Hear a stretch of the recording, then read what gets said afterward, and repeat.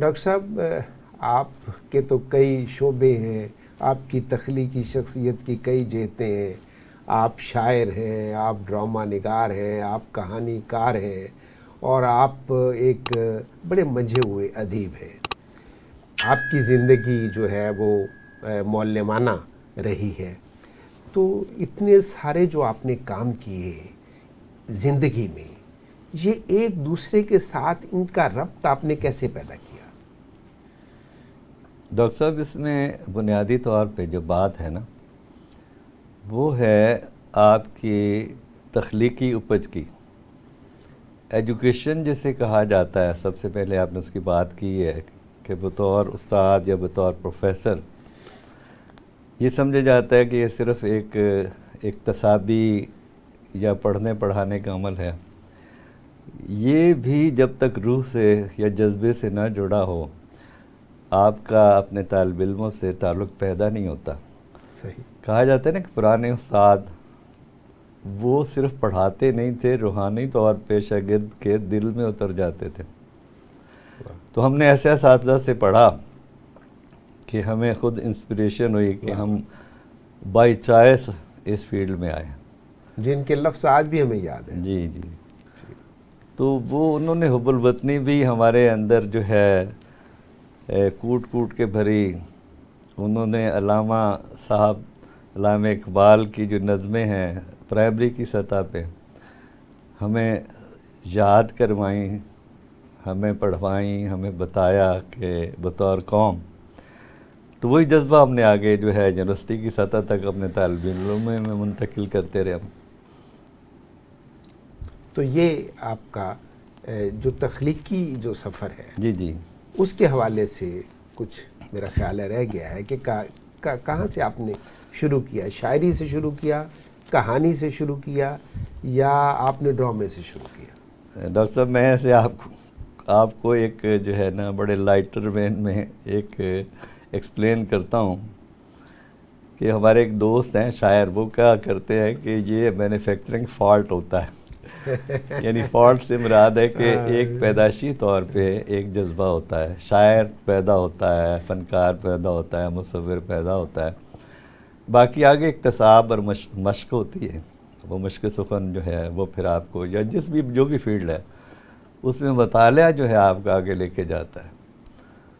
تو یہ ساری چیزیں تو بچپن سے چلتی ہیں۔ تو ہمارا سفر بھی وہی تھا کہ بچوں کی کہانیاں، پھر کالج میں آئے تو پھر وہ ٹریننگ ذرا میچور کہانیاں، پھر آگے شاعری، پنجابی میں بھی اردو میں بھی۔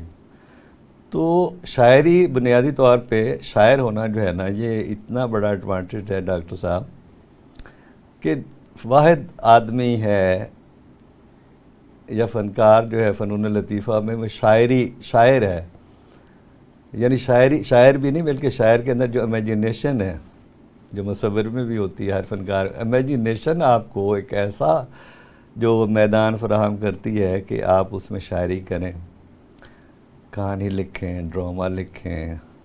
ایون میں نے تو جو تنقید کا یا پی ایچ ڈی کا جو کام کیا تھا وہ بھی ایک بڑا تخلیقی سطح پہ، یعنی ہے تو تنقیدی زبان، وہ فکشن کی زبان نہیں ہے۔ نہیں ہے۔ تو تھیسس میرا تھا اردو ناولٹ کا جو ہے اردو ناولٹ کی روایت اب کتاب شائع بھی ہوگی۔ تو وہ سارے میدان ہیں، اور اس میں فائدہ یہ ہے، آپ تو خود استاد ہیں، بلکہ آپ نے بھی اسی جو ہے میدان میں جو ہے تب آزمائی کی جو ہمارا تھا مشترکہ، ایک ہمارا اکٹھے بھی تھے، ڈرامہ بھی، شاعری جی بھی۔ نہیں اس میں خاص طور پہ جو پڑھانا ہے اور تدریس بھی۔ اچھا، تدریس میں یہ ہوتا تھا کہ ہم صرف سکھاتے نہیں تھے، سیکھتے تھے۔ لوگ کہتے ہیں جی آپ 74 سال کے ہیں تو آپ ینگ نظر آتے ہیں، میں کہ وجہ ہے کہ ہم نے نوجوانوں کو پڑھایا، ہماری وہ جذبے ہمارے اندر ابھی تک زندہ ہیں۔ تو یہ تو ہے سارا سلسلہ پڑھنے کا یا تخلیق کا، یہ سارے سلسلے جڑے ہوئے ہیں۔ اور ڈاکٹر صاحب بنیادی طور پہ اس میں ہے کہ جو عشق ہے نا، جس کے کوئی 10,000 پرتیں ہیں، ہمارے ہاں تو مطلب عشق کا ایک معنی ہے، سطحی مفہوم لیا جاتا ہے اس سے۔ عشق جو ہے اس کی کوئی 10,000 پرتیں ہیں۔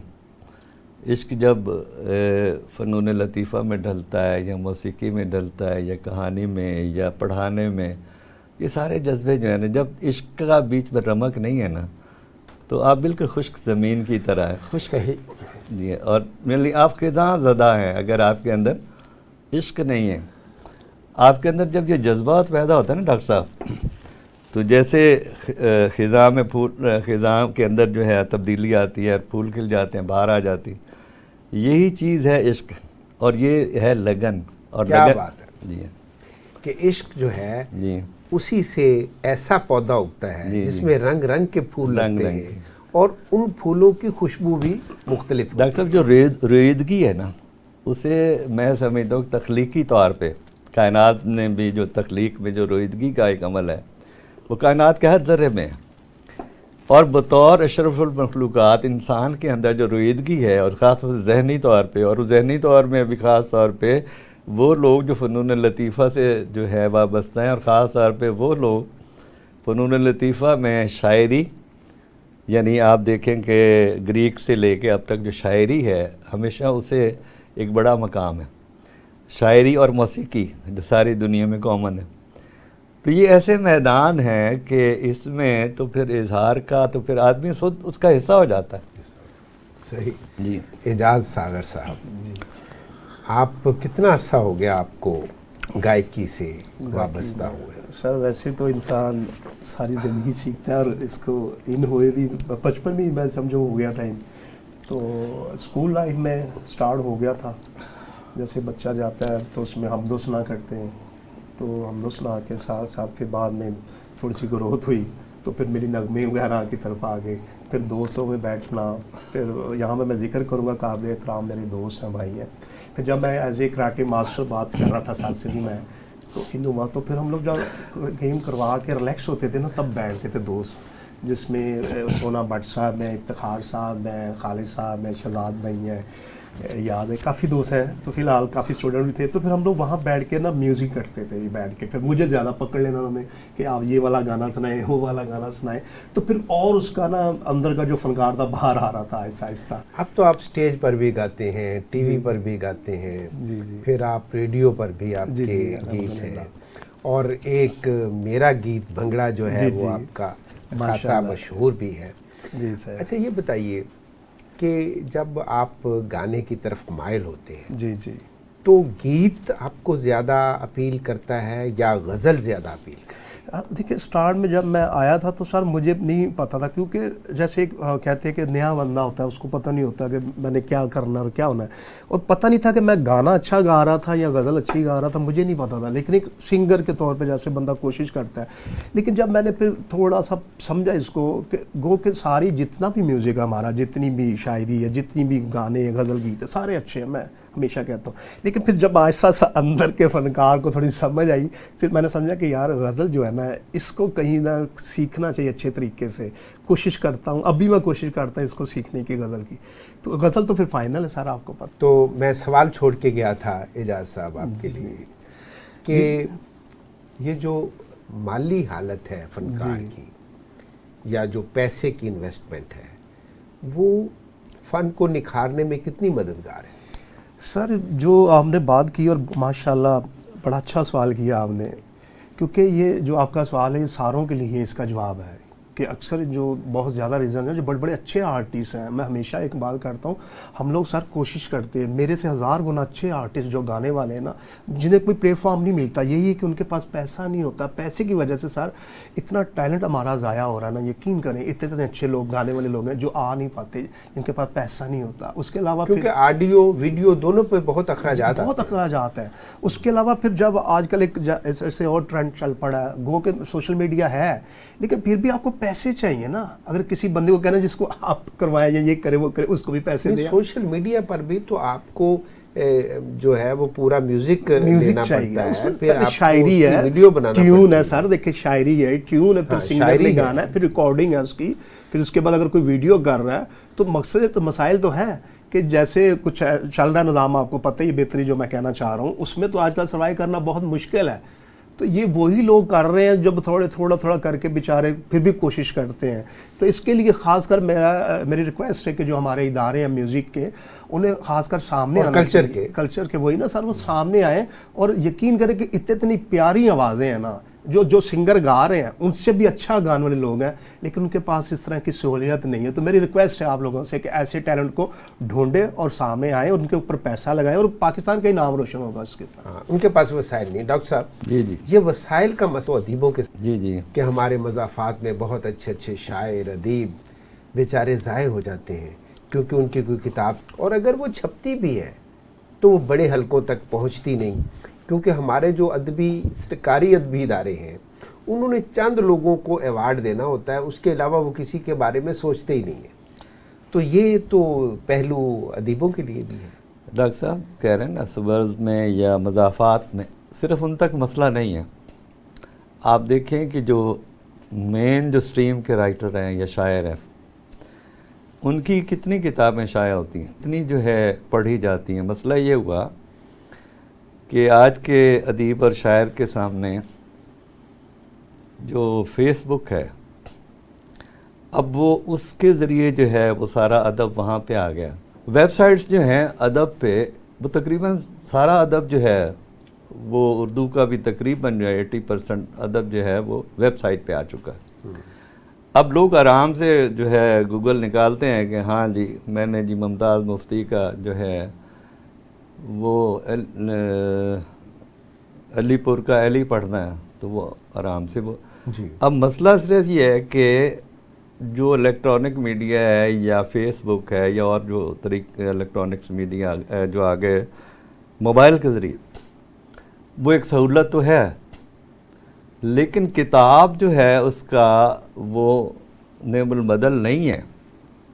وہ جو فیس بک ہے کتاب کا نعم البدل نہیں. کتاب اچھی طریقے سبرز میں جو باہر بیٹھے لوگ ہیں, ایسے ایسے لکھنے والے ہیں, ایسے ایسے شاعر ہیں, ایسے ایسے وہ اوریجنل جو ہے رائٹر ہیں.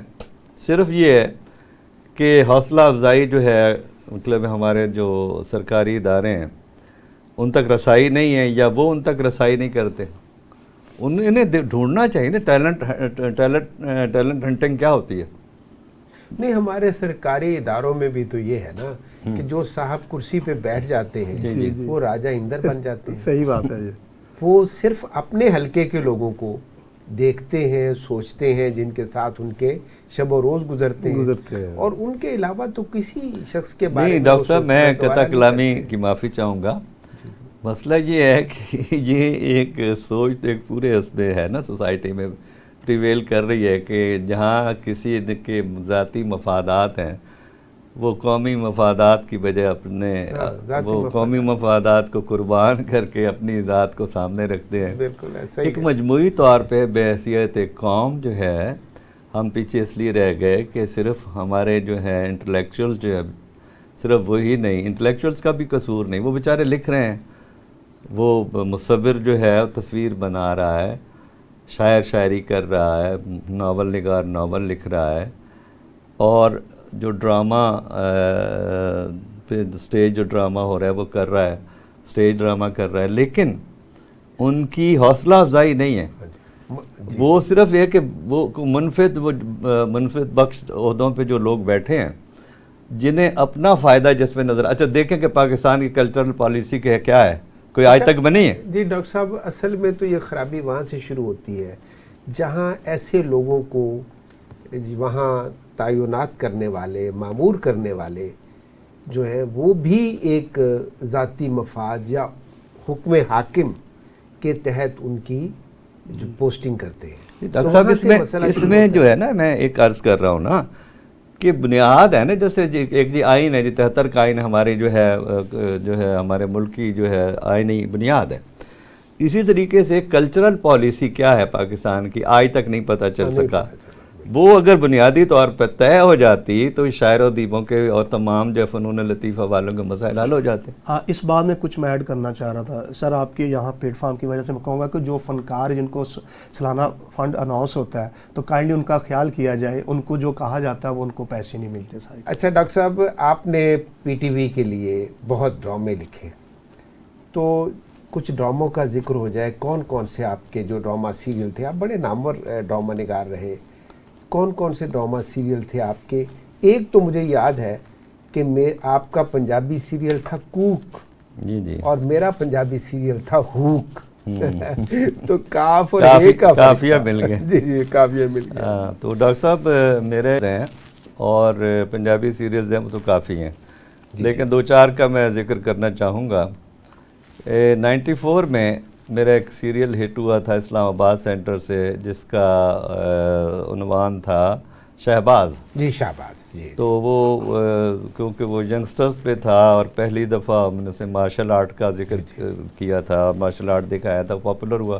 دوسرا ڈرامہ جو تھا وہ پالوشن پہ تھا، پہلا ڈرامہ میرا پالوشن کے موضوع پہ، مجھے سانس لینے دو۔ مجھے سانس لینے دو، اچھا۔ اور تیسرا جو ہے وہاں پہ ایک سیریز ہم نے کی تھی گیسٹ ہاؤس، اس کے بھی چند پلیز میرے تھے۔ جی جی۔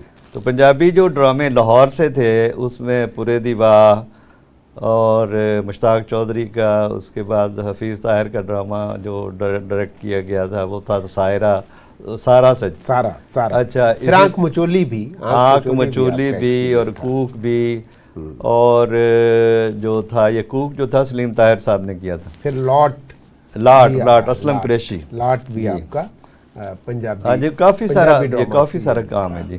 تو یہ آپ کا پی ٹی وی کے لیے جی جی خاصا یہ کام ہے۔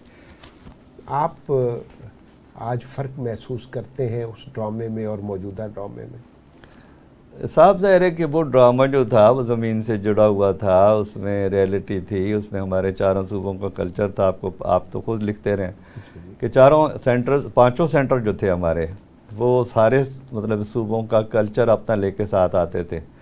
مثلا وارث جہاں سے ہٹ ہوا تو وہاں پہ جو ہے سندھ سے جو ہے آسمان تک دیوار، یا وہ عبد القادر جنیجو کا وہ جو ایک کلچر تھا، Sindhi culture, Punjabi culture, Pashto culture, Balochi culture, ہمارے مختلف علاقوں اور نہیں وہ زمین کی باتیں تھیں، اور وہ جب زمین کی بات ہوتی ہے تو وہ ریئلٹی ہوتی ہے۔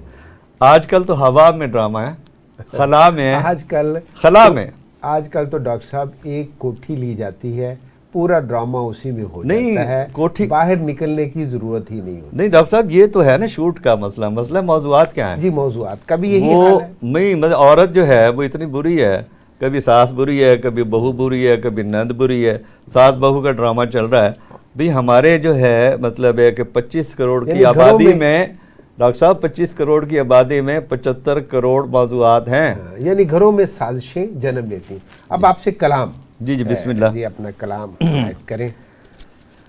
ڈاکٹر صاحب، لہر وہ دل میں اٹھی دریا بہا، واہ، لہر وہ دل میں لہر وہ دل میں اٹھی دریا بہا، ایک ہوا کی موج پر صحرا بہا، واہ واہ واہ، کھنچ گئی آنکھوں میں صدمے کی لکیر، واہ واہ واہ، کھنچ گئی آنکھوں میں صدمے کی لکیر، شب فلک پر ٹوٹ کر تارا بہا، واہ واہ، خوب اس دریا صفت کی، خوب اس دریا صفت کی رو مگر، ظرف سے باہر بہا تو کیا بہا، کیا بہا، خوب اس دریا صفت کی رو مگر، ظرف سے باہر بہا تو کیا بہا۔ اور ڈاکٹر صاحب شعر ہے کہ کانپ اٹھا میں اس کو گھلتے دیکھ کر، برف کا پربت سے جب تودا بہا، واہ واہ واہ واہ، اور صبر تھا ناصر طبیعت میں بہت، بہہ گیا یہ بند تو کیا کیا بہا۔ کیا کیا بہا۔ ایک اور غزل کے 2 اشعار اگر اجازت ہو تو، آگ دہکتی خیمے میں ہم چھوڑ آئے، آگ دہکتی خیمے میں ہم چھوڑ آئے، ہجر کی رسم قبیلے میں ہم چھوڑ آئے، واہ واہ، میٹھے چشمے اور کھجوروں کے کچھ باغ، کس دشمن کے علاقے میں ہم چھوڑ آئے، چاک پہ مٹی، تاک میں جلتا ہوا چراغ، اور کچھ شہد پیالے میں ہم چھوڑ آئے ہیں، واہ واہ واہ واہ، اور بھول گئے اور مختصر کرتا ہوں کہ کمریں کسنا پڑ گئی افراتفری میں، پھول مہکتے گجرے میں ہم چھوڑ آئے، واہ واہ واہ واہ واہ، بھول گئے تھے گڈریے اپنی بانسریاں، ٹھٹکا ریوڑ سبزے میں ہم چھوڑ آئے۔ واہ کیا کہنے ڈاکٹر صاحب، بہت شکریہ اعجاز ساغر صاحب اور ڈاکٹر ناصر بلوچ صاحب۔ नाजरीन, गुलशन का कारोबार चलता रहेगा और दुआ करें हमेशा चलता रहे। इसके साथ ही अपने मेज़बान डॉक्टर अयूब नदीम को आज के प्रोग्राम से इजाज़त दीजिए। अल्लाह हाफ़िज़।